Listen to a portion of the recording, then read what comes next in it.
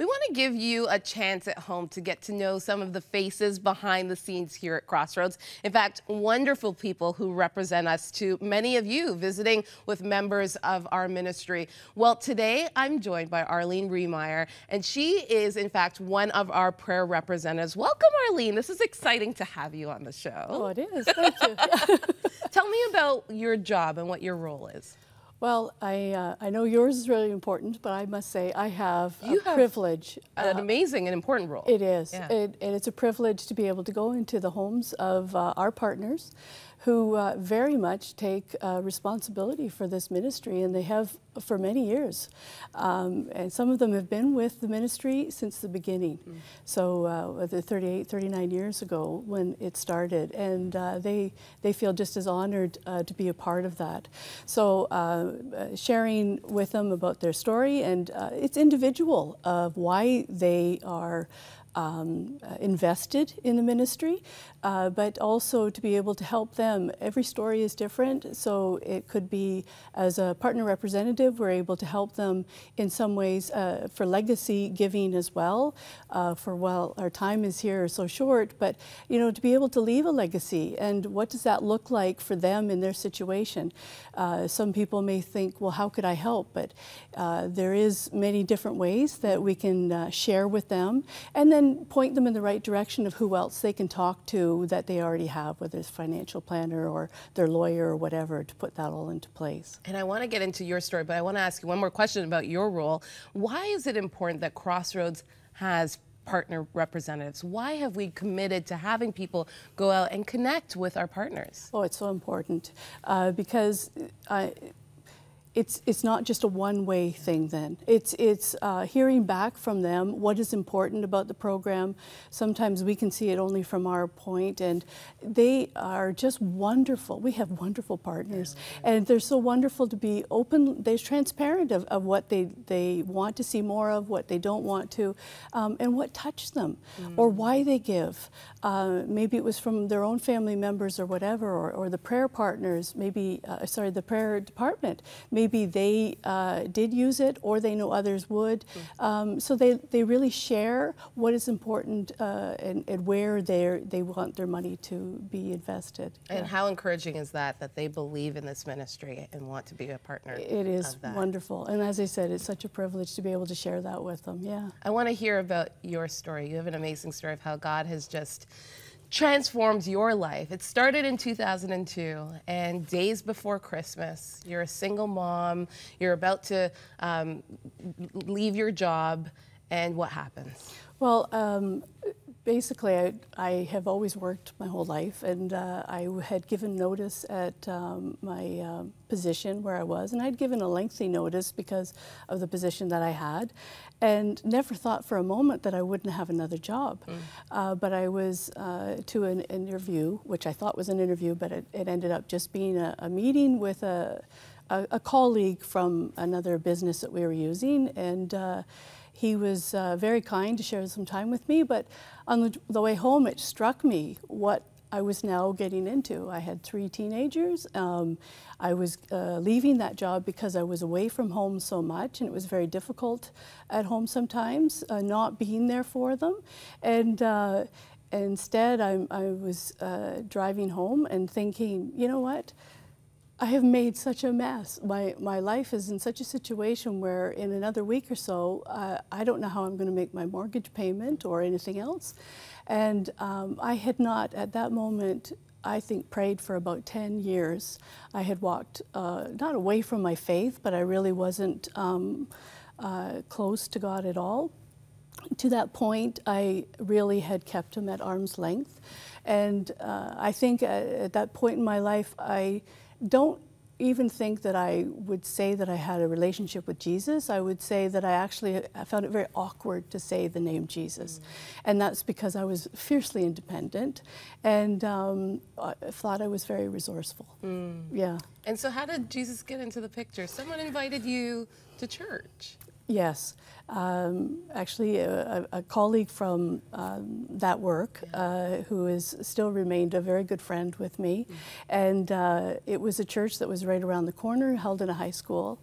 And that was the beginning of my journey.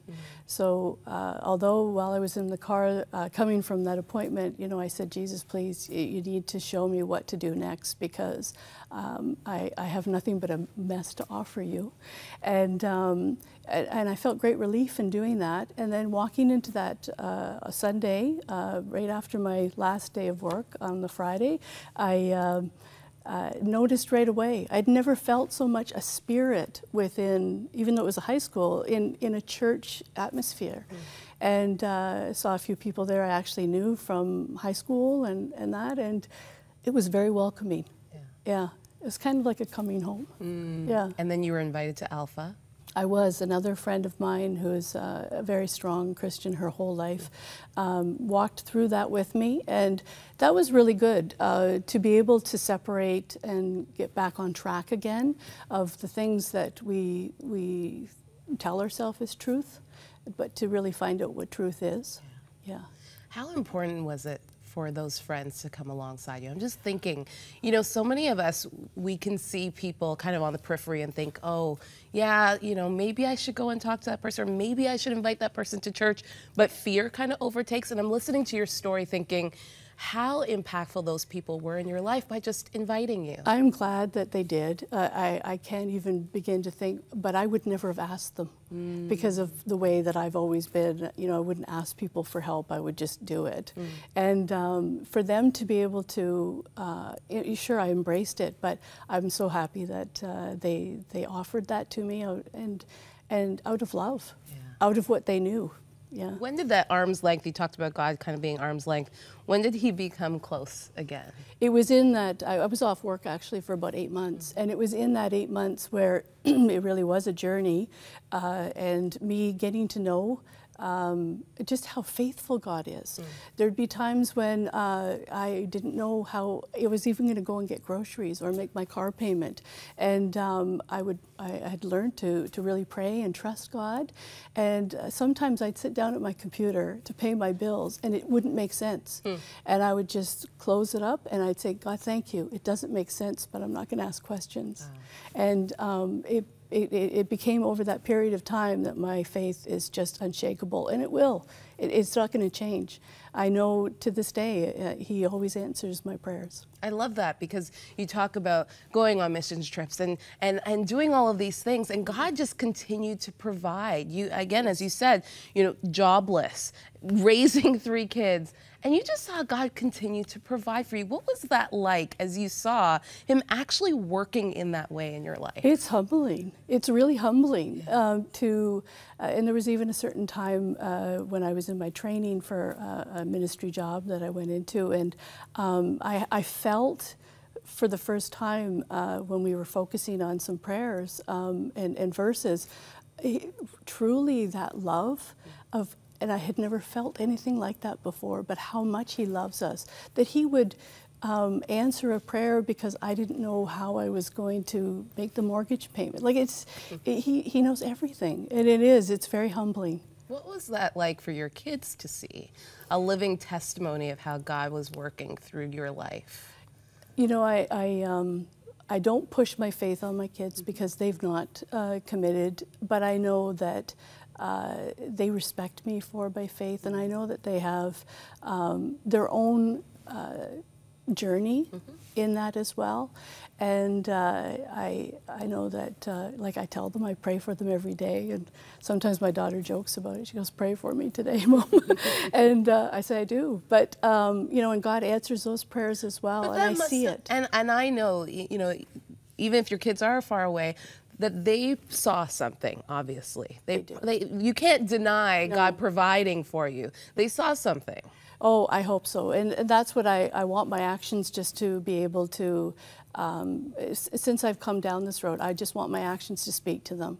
That would be, you know, the witness that we can leave for them, and that will be their choice, but that they have that. Yeah. Yeah. And now you work in ministry, and you've worked in ministry before, and now you're here at Crossroads. How important is it to be able to work in a ministry where you can now use your talents in this way? Well, it's amazing. I always say it's amazing if you let God drive where He takes you, because I do feel it's quite an honor to be here, part of Crossroads.